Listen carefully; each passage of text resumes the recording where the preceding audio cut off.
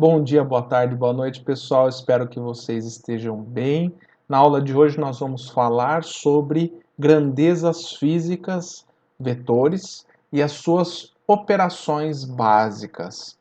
Eu peço que você não se desespere com o conteúdo, porque a gente vai utilizar bastante ao longo do curso. Então vocês vão adquirindo experiência e aprendendo ao longo desse tempo, tá bom? Combinado?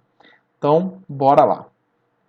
Na física, nós temos basicamente dois tipos de grandezas. O primeiro deles são as grandezas escalares, em que basta um número e uma unidade de medida para a gente definir.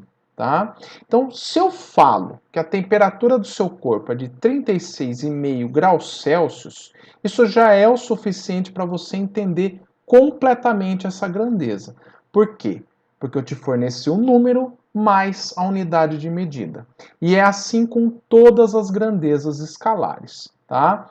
Mais alguns exemplos: massa, umidade relativa do ar, quantidade de matéria e assim por diante. Já quando eu falo que eu fiz uma força de 10 newtons sobre essa caixa que está aí em cima da superfície, não é o suficiente eu falar só o número. Tá? Falta uma informação. Para onde foi que eu fiz essa força? Eu fiz a força para cima, para baixo, para a esquerda, para a direita, inclinado. Se é inclinado, com que ângulo? E se mais de uma força atua sobre essa caixa? Como que eu faço para somar essas quatro forças? Então, a grandeza vetorial ela é descrita por um módulo ou intensidade mais a orientação, que é dada pela direção e sentido. Tá? Então, alguns exemplos de vetores: força, deslocamento, velocidade, aceleração e assim por diante. Nós representamos um vetor por meio de uma seta ou, no matematiquês, um segmento de reta orientado. Tá? E agora vocês vão me perguntar, qual é a diferença entre direção e sentido?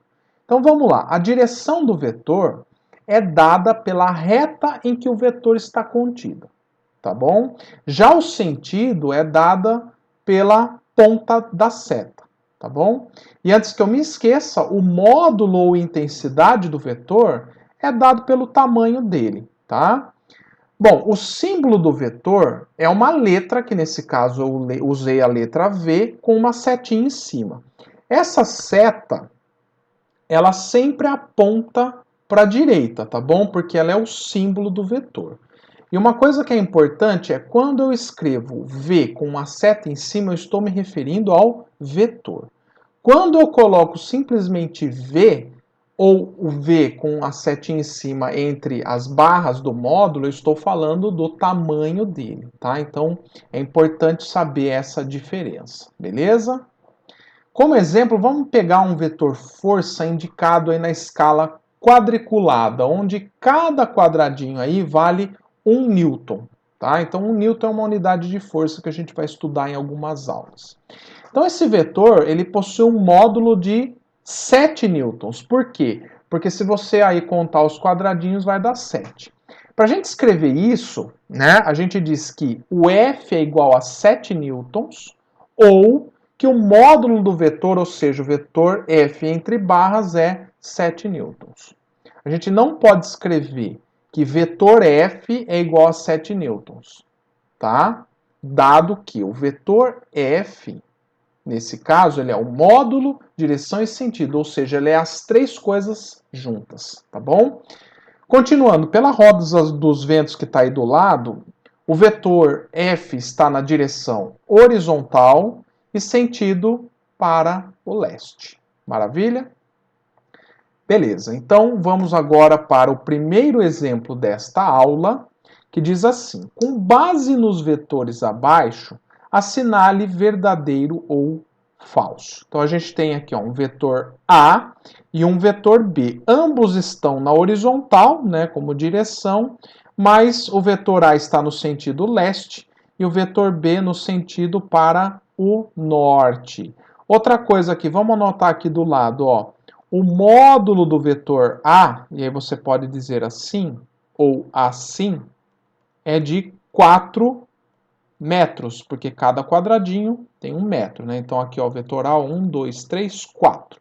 Já o vetor B, o módulo dele é de 2 metros, 2 quadradinhos, beleza? Então agora vamos assinalar verdadeiro ou falso. O vetor A é igual a 4 metros?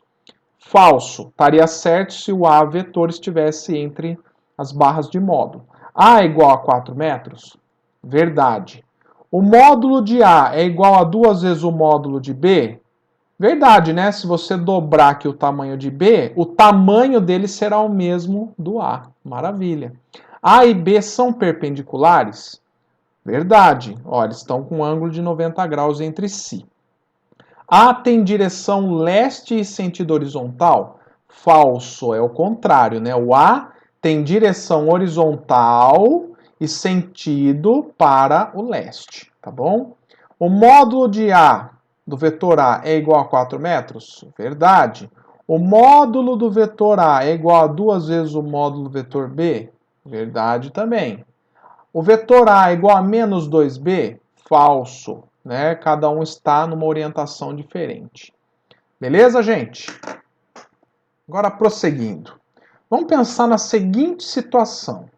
Suponha que você está no ponto A dessa rua e deseja ir para o ponto B. Para isso, um dos caminhos possíveis seria andar 2 quadras e meia para o leste e 1 quadra e meia para o norte, correto? Como foi feito aí.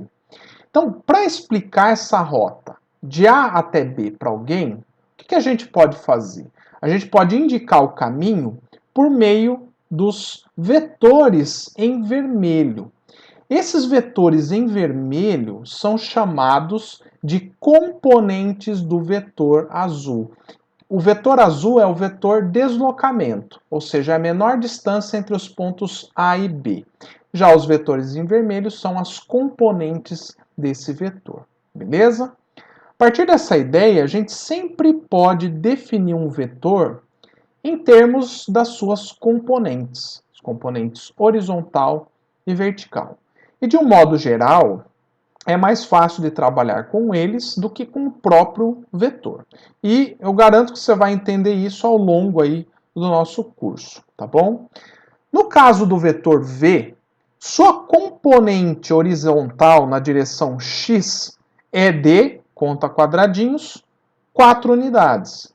E na direção y, a componente, né, aí no caso vertical, é de 3 unidades, ok?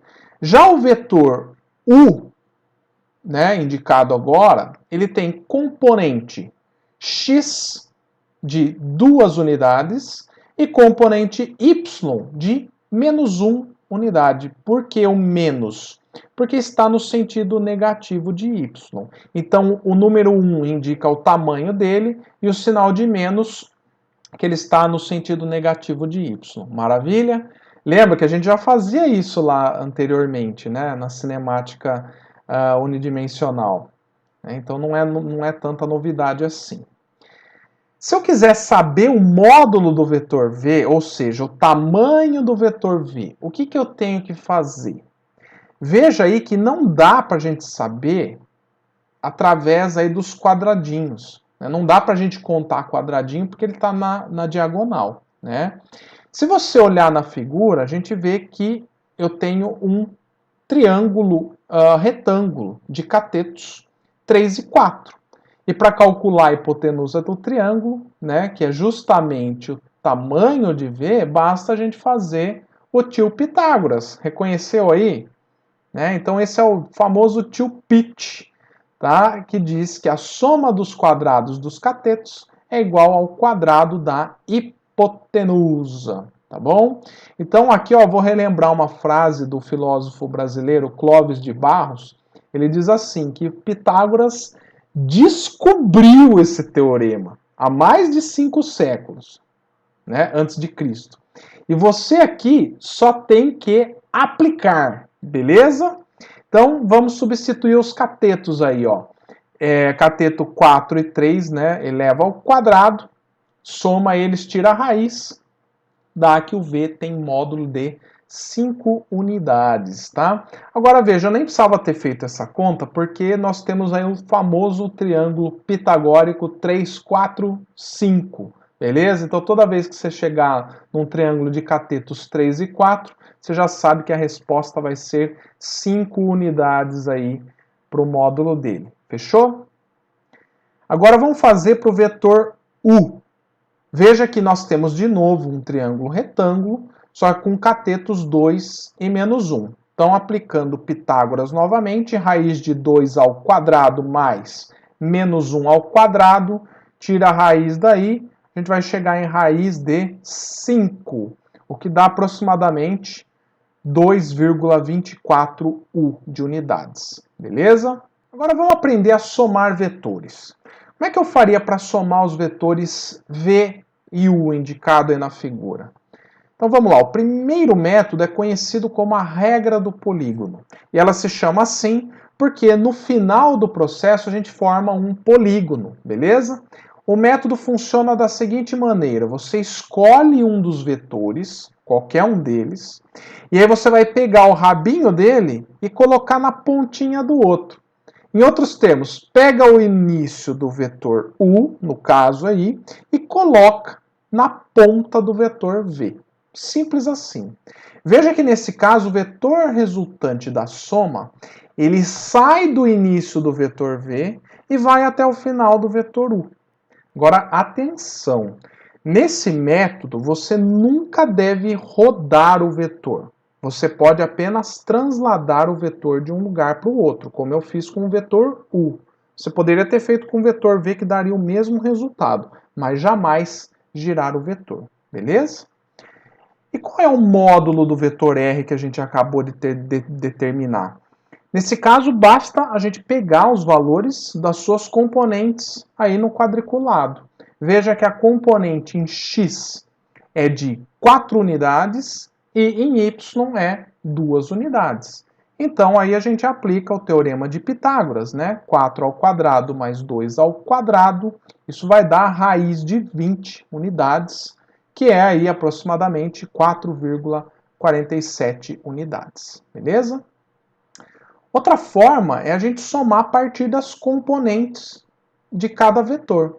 Então, basta você determinar a componente do vetor V e do vetor U e somá-los. Simples assim.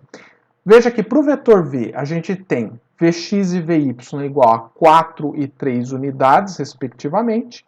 E o vetor U, componentes 2 e menos 1, x e y, beleza?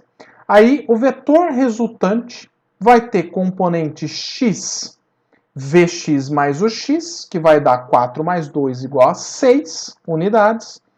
Já o vetor ry, que é a componente aí vertical do vetor r, vai ter 3 mais menos 1, o que dá 2 unidades. Tá? E se a gente pegar essas componentes e fazer o desenho ali, a gente chega no vetor R, que nós chegamos pelo método anterior, beleza?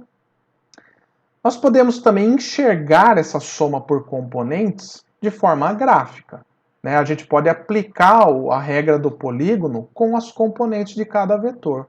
Então veja, se eu trocar aí o vetor V pelas suas componentes e o vetor U pelas suas componentes e colocar, lembra, o início do vetor na pontinha do outro e fazer isso sucessivamente, a gente chega aí no vetor resultante R, beleza?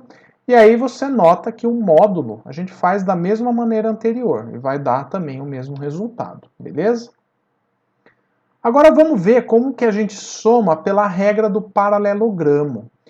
Nessa regra, o que a gente faz é traçar duas retas paralelas, AV e AU, nas suas pontas.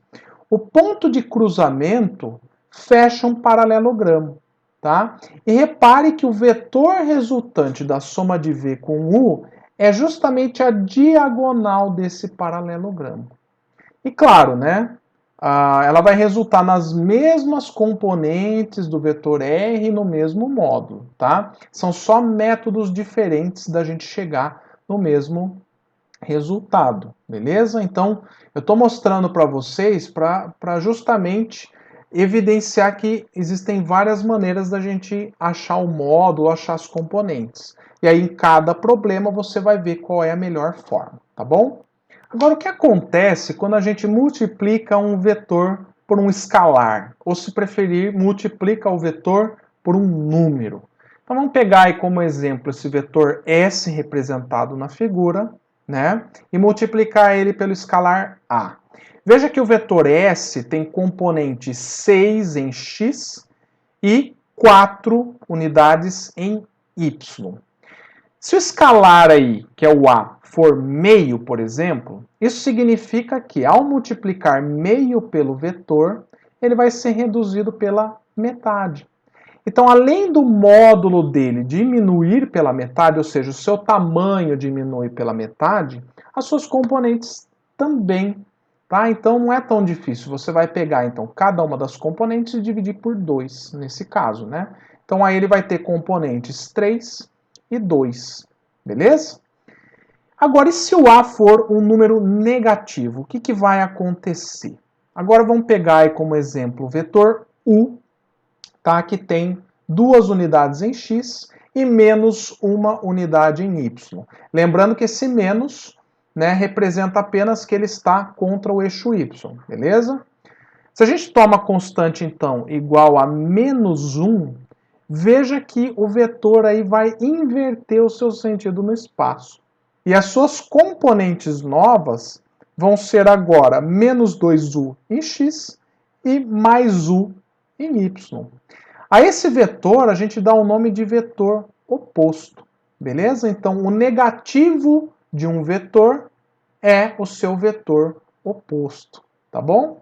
Agora vamos aplicar essa ideia para subtrair dois vetores, tá? Vamos pegar como exemplo o caso do vetor S menos o vetor U. Se a gente pegar o sinal de menos para o vetor U, então a gente vai tomar o inverso dele. Então o inverso dele, ó, lá no gráfico, é só inverter o vetor, tá? E aí a gente vai fazer a soma, como a gente aprendeu anteriormente. Então na figura, como é que a gente soma o vetor S mais menos U? Então basta a gente transladar, né? Pega o rabinho, põe na pontinha do outro, né? Essa soma vai resultar no vetor R. As componentes dele a gente pode pegar através da escala da figura, tá? Então, portanto, o Rx é 4 e o Ry é 5. Esse é o resultado do vetor, tá bom? Se eu quiser determinar o módulo, você já sabe, basta fazer Pitágoras aí dessas componentes. Nós também podemos fazer a subtração de novo, através das componentes. Veja que a componente de U é 2 em x e menos 1 em y. A componente de S é 6 em x e 4 em y. Então, a resultante em x é Sx menos U de x, que é 6 menos 2, e isso vai dar 4 unidades em x. Já a resultante em y é Sy menos Uy, que vai ser 4 menos menos 1, o que dá 5 unidades então. Tá bom? Então o vetor R, né, é esse que nós já tínhamos determinado no slide anterior. Igualzinho. Beleza? Agora vamos para o exemplo 2 dessa aula.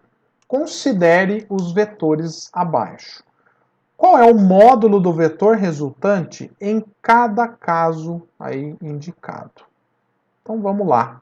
No primeiro item, A mais B, eu já vou fazer direto. Como esses dois vetores estão na horizontal, o vetor resultante, ele vai ser simplesmente o módulo dele, tá? Vai ser simplesmente A menos B. Tudo bem? E aí o A, ele tem, ó, só contar quadradinho, 1, 2, 3, 4. 4 unidades menos 2 unidades, isso vai dar 2 unidades. Beleza? Ele pediu o módulo, mas se ele me pedisse a orientação, né, aí seria então horizontal para a direita, ou sentido leste. Beleza? Agora o item B, o vetor A menos o vetor B. Então aqui, ó, já vamos fazer o seguinte, ó. A menos mais menos B, daí eu só tenho que fazer, né, a soma. Então aqui eu vou inverter esse cara aqui, o vetor inverso dele é esse aqui, tá? Esse aqui é o vetor menos B. Basta eu somar esses dois. Então pela figura a gente já vê que o módulo do vetor resultante da soma entre A mais menos o vetor B, isso vai dar 4 mais 2 unidades, 6 unidades. Beleza? Item C. O vetor A mais o vetor C. Vamos fazer um desenho aí, ó. Então eu vou copiar o vetor A aqui, tem 4 unidades, e copio o vetor C. Pego aí o rabinho dele e ponho na pontinha do A. O meu vetor resultante, então, sai do ponto aqui, início, e vai até o final dessa soma que é aqui. Então esse é o meu vetor resultante. Para a gente calcular o módulo dele, vocês já sabem que é Pitágoras, né? Então eu tenho aqui nesse triangulinho retângulo, ó, eu tenho 3 unidades aqui e 4 unidades aqui. Ah, então como eu falei em aula, lembra que aqui eu tenho um triângulo pitagórico? É o triângulo 3, 4, 5. Então se você fizer essa continha, vai dar 5 unidades. Item D, vetor A mais vetor C mais 2 vezes o vetor D. Como a gente viu aí na aula, quando eu faço um produto entre um escalar e o vetor, basta eu pegar o vetor e, nesse caso, dobrar o tamanho dele, tá? Então vamos desenhar aí esse vetor resultante, né? Então eu tenho aí, copio o vetor A, que tem 4 quadradinhos, em seguida copio o vetor C, pegando lá o rabinho dele e colocando na pontinha do A.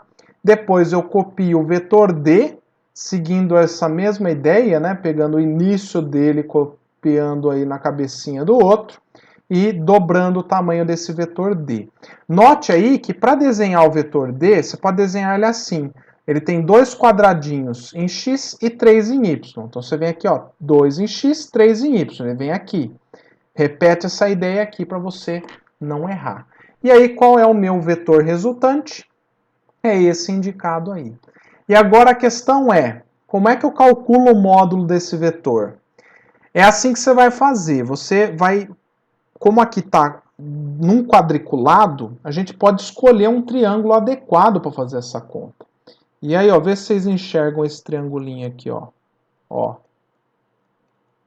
Triângulo que eu vou chamar de A, B, C, tá? Que é isso aqui, ó.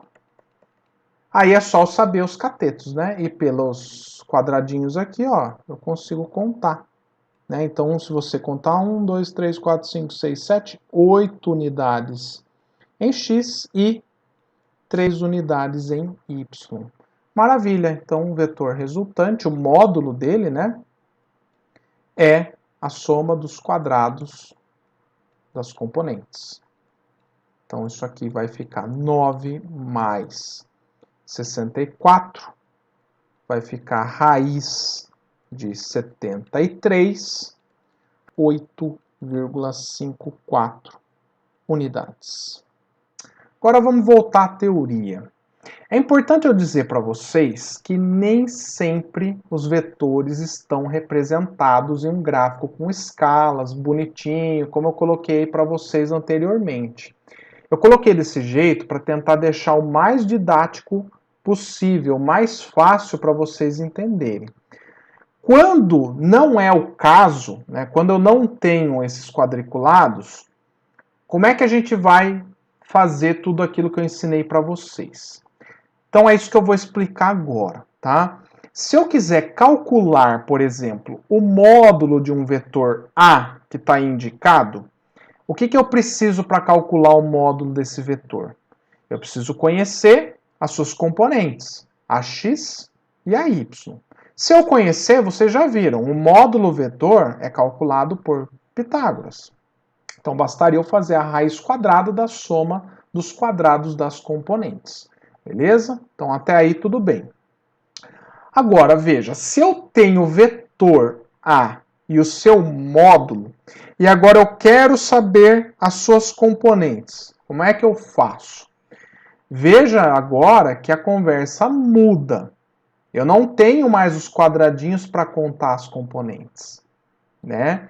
Então aí eu tenho que ter conhecido duas coisas. A primeira delas é o módulo do vetor, o tamanho dele, e o ângulo entre o vetor e um dos eixos, tá? Então isso é obrigatório para eu poder calcular as componentes indicadas aí, tá? E o que nós vamos fazer agora para determinar a técnica, né, é pegar o triângulo retângulo que está indicado aí e a gente vai aplicar as relações trigonométricas, seno e cosseno, para a gente determinar elas, tudo bem? Mas primeiro vamos relembrar rapidinho essas relações trigonométricas. Em um triângulo retângulo, o lado oposto ao ângulo de 90 graus é conhecido, é chamado de hipotenusa, H. O cateto oposto ao ângulo alfa dado é o que a gente chama de cateto oposto, CO. E por fim, o cateto ao lado do ângulo alfa é o que chamamos de cateto adjacente.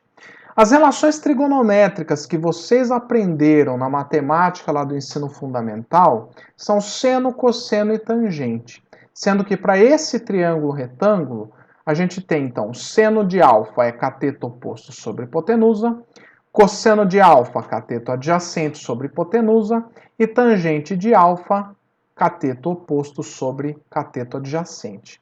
Para ajudar vocês a guardar essas equações, que são muito importantes, pensa assim, ó, seno, cosseno, tangente, corri, cagar, coca. Entendeu? Seno, cosseno, tangente, corri, cagar, coca. Beleza. Então agora vamos aplicar as relações trigonométricas para o nosso caso em que queremos determinar as componentes do vetor A. Então pensando nesse triangulinho em azul, né, que tem um ângulo dado alfa, se eu escrever a relação seno de alfa, o cateto oposto será AY e a hipotenusa o módulo do vetor A. Tá bom? Como eu quero AY nesse caso, né, que é a componente Y do vetor, eu passo o A multiplicando o seno alfa para obter AY igual a A seno de alfa. Agora, se eu aplicar o cosseno de alfa no triângulo, o cateto oposto será AX. Então agora a gente isola o AX, que vai dar A cosseno de alfa. Agora eu vou passar um truque para vocês. E atente-se a isso, que você vai usar essa regra sempre para te facilitar a vida. Então você vai fazer assim, ó, você vai olhar para o vetor e vai ver o seguinte. Entre o vetor A e o eixo X, tem o ângulo alfa. Então é com ângulo. Por isso AX é A cosseno alfa. Com alfa, A cosseno alfa. Entendeu? Já entre o vetor A e o eixo Y, não tem o alfa, tá vendo? Por isso ele é sem o ângulo alfa, tá? Então aí o AY é A seno alfa. Sem o alfa, A seno alfa, entendeu? Aí você não precisa ficar toda vez aplicando essas relações trigonométricas. Maravilha? Agora, a soma de vetores perpendiculares sem a escala quadriculada, como é que você vai fazer? A ideia vai ser a mesma. Se você conhece o tamanho dos vetores A e B, basta aplicar um dos métodos da soma que eu expliquei para vocês. Tá? Você pode pegar o rabinho do vetor A e colocá-lo na pontinha do vetor B. Aí o vetor resultante R é de onde saí até onde cheguei, ou seja, o rabo do vetor B para a ponta do vetor A. Ou, se você preferir usar a regra do paralelogramo, você traça as linhas paralelas e desenha o vetor resultante na diagonal do paralelogramo formado. Então aí basta você aplicar Pitágoras para determinar o módulo do vetor resultante, beleza? Então é mais do mesmo que nós vimos. Para fechar, que é o caso um pouquinho mais complicado, como é que a gente faz para determinar a soma de vetores com direções quaisquer e o detalhe, sem que a gente conheça as componentes de cada um e sem que a gente tenha lá o quadriculadinho, né? Então, o que a gente pode fazer aqui, sem usar componente? Dá para usar componente, mas se eu não quero usar, a gente vai usar aqui, para começar, né, só para facilitar a vida, a regra do paralelogramo para desenhar o vetor resultante R. Então, uma vez que a gente conhece o módulo dos vetores A e B e o ângulo alfa entre eles, a gente pode determinar o módulo de R pela lei dos cossenos, com a diferença que aqui ela tem o sinal trocado, isso é, nós vamos ter então R ao quadrado igual a A ao quadrado mais B ao quadrado mais 2AB cosseno de alfa, onde R é o módulo do vetor resultante, A e B são os módulos dos vetores em que eu quero somar. Tá? É uma equação um pouquinho mais chata e a dedução dela, para não ficar gastando tempo aqui, eu vou deixar em anexo ao final da aula e no fim dos slides, beleza? Então, maravilha, gente. Fechamos o conteúdo, então vamos para os exemplos finais dessa aula. Exemplo 3. Sobre o bloco da figura abaixo, são exercidas as forças F1, F2, F3 e F4 de módulos 20, 30, 25 e 35. Determine o módulo da força resultante exercida sobre o bloco. Bom, gente, então nessa questão, para determinar o vetor força resultante, esse vetor força resultante é a soma das 4 forças que atuam sobre a caixa. Agora, como nós vimos nessa aula, a soma de vetores ela é diferente da soma de números, né? Então, o que eu preciso ver aqui para fazer essa soma é observar a orientação desses vetores. E eu já percebo que o meu vetor força 4, ele é oposto aos vetores F1, F2, F3. Então, como eles estão na mesma direção, porém em sentidos opostos, então não é tão complicado, né? O módulo da força resultante vai ser a soma de F1, F2 e F3 subtraído da força F4. Né? Aqui eu estou usando a ideia da componente, como todo mundo tem componente horizontal, então é só fazer essa continha. Tá? Se vocês fizerem essa continha, né, vai dar 40 newtons, beleza? E como aqui deu positivo, né, já que eu coloquei que o F4 é negativo, né, então isso significa que a força resultante, ó, ela está para a direita. Então, se essa caixa tivesse em repouso, ela ia passar a se mover para a direita, tá? Acelerar para a direita nossa. Maravilha? Exemplo 4. Um barco atravessa um rio perpendicularmente à correnteza.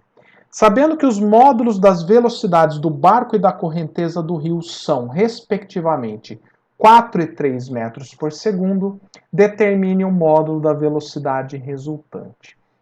Essa questão é bem interessante, que é a seguinte, um observador que está fora do barco, aí na margem, ele vai ver o barco andando na diagonal. E por que ele vai ver isso? Porque justamente o barco, o motor dele está impulsionando esse barco para frente, né, de uma margem até outra, já a correnteza está andando perpendicularmente ao barco. Então você vai ter que somar essas duas velocidades para ver a velocidade resultante do barco. Né? E isso a gente pode fazer através da soma de vetores. Aqui eu vou usar então a regra do paralelogramo, tá? Traçar aí as retas paralelas. O encontro delas me dá aí o nosso vetor velocidade resultante do barco, tá? E o módulo dessa velocidade resultante do barco é, então, encontrado por Pitágoras, né? Basta fazer VB ao quadrado mais VC ao quadrado, beleza?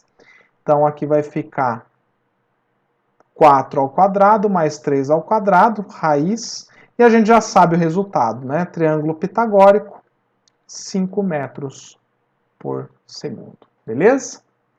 Exemplo 5. Na figura abaixo estão representadas duas forças, F1 de módulo 5 newtons e F2 de módulo 3 newtons, formando entre si um ângulo de 60 graus. Determine o módulo da força F resultante dessas duas forças, dado o cosseno de 60 graus igual a meio. Bom, então vamos lá, gente. Para resolver essa questão, a gente pode fazer de duas maneiras. Ou aplica a lei dos cossenos, aqui para esses dois vetores, ou a gente decompõe o vetor F1 em x e y, soma a componente horizontal aqui com F2, e aí depois aplica um Pitágoras nos vetores. Eu vou deixar esse método aí para vocês e eu vou resolver pela lei dos cossenos, beleza? Então vamos lá. O vetor resultante ele seria indicado por essa seta aqui, ó, tá? Por esse vetor em preto, tá? Vou desenhar ele aqui. Então a gente pode calcular o módulo desse vetor R pela lei dos cossenos, né? Que diz que F1 ao quadrado mais F2 ao quadrado, veja que parece o Pitágoras, mas aí vem o segundo termo, mais 2 vezes F1 F2 cosseno do ângulo alfa, que é 60 graus.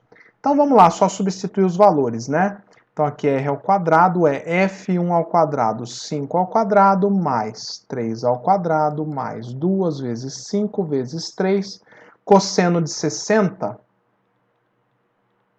Isso aqui, ó, dá meio, beleza?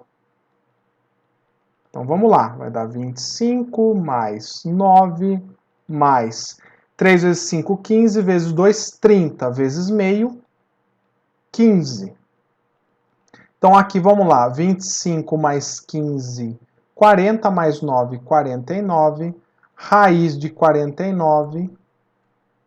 Então o nosso módulo do vetor vai dar 7 newtons. Beleza? Então, como eu falei, eu deixo como exercício para vocês fazerem pelo método das componentes. Maravilha? Exemplo 6.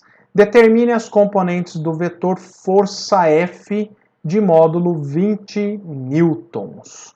Maravilha, como ele só quer as componentes do vetor F, então ele quer saber, ó, isso aqui, né, ó, e aqui. E aí eu vou chamar aqui de Fx e esse aqui de Fy, tá? E aí vamos usar lá a brincadeirinha que eu ensinei vocês, né? Ó, o Fx faz com F, ó, entre F e Fx tem um ângulo de 60 graus. Com ângulo F cosseno de 60, beleza? Então aqui vai ficar 20 vezes cosseno de 60, que é meio. Então Fx vai ser 10 newtons. Já a componente vertical, F seno de 60, então Fy vai ser 20 vezes raiz de 3 dividido por 2. Isso aqui, ó, 20 dividido por 2, 10. Então daria 10 raiz de 3 newtons. Se você quiser calcular, então você vai lá na calculadora, 10 vezes raiz de 3, isso vai dar 17,3 newtons aproximadamente. Bom, gente, então é isso. Espero que vocês tenham gostado dessa aula, entendido o conteúdo. Qualquer dúvida, me procura nos atendimentos ou deixa sua mensagem lá no fórum ou no chat do Moodle, beleza? Grande abraço a todos.